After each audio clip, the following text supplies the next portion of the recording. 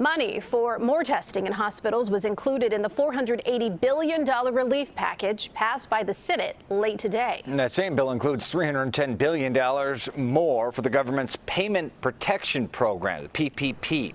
Working for Chicago is our commitment to help business owners and their employees navigate through this process. Chris Tye, you've been looking into where that's already been loaned, and is this all working?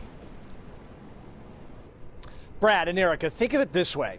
2 decades worth of small business loans being doled out in 2 weeks. A University of Chicago accounting professor I spoke with today who knows a thing or two about big numbers and doling out grades says, yes, there have been some kinks, but as far as this is concerned, the federal government is passing this test. I don't think it's fair that the big guys get everything and the little guys get nothing. Paul's Pizza.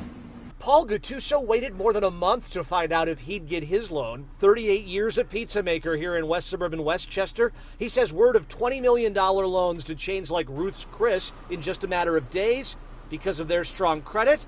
Insulting to true small businesses. You check your emails hourly. You're waiting anxiously to hear something.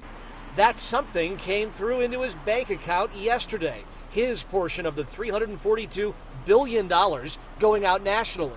Illinois getting $16 billion of that, spread out over 70,000 or so loans, including Paul in Westchester. It's following the payroll dollars. Those companies that have payroll, it looks like it's getting allocated across industries, across states, across company sizes according to payroll. Nationally, no industry getting more of that low-interest federal loan money than construction, followed by science and tech, manufacturing, healthcare, and hotel and food prep.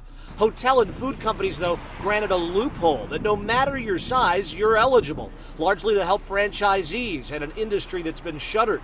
And while the Ruth's Chris stories are real, they're the exception, not the rule. While a lot of talk has been about these public companies getting these funds, what I have seen is about 300 million of it has gone to the public companies. On a scale of 342 billion, that doesn't even is not even a rounding error, essentially.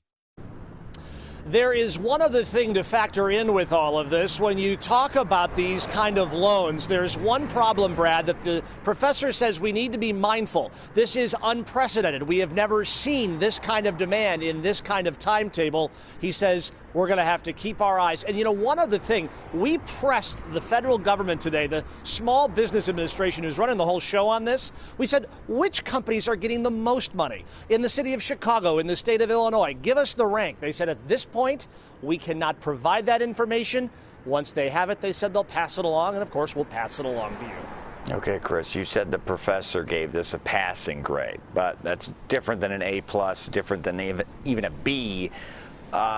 What are the significant kinks, and are those remediable for round 2?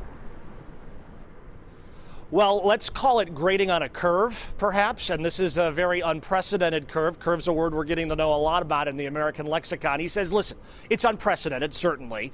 Typically in the American business scheme of things, we put 2 companies head-to-head, and the better company wins. Rarely are we propping companies up to this degree. But with this kind of predicament we're finding ourselves in, he says we need to give these folks the latitude, the money, the payroll, so that these companies can come out the other side. Okay, Chris Tye, our thanks, and we'll keep on pushing for those business names. Who got the money? Where did it all go? Thank you, Chris.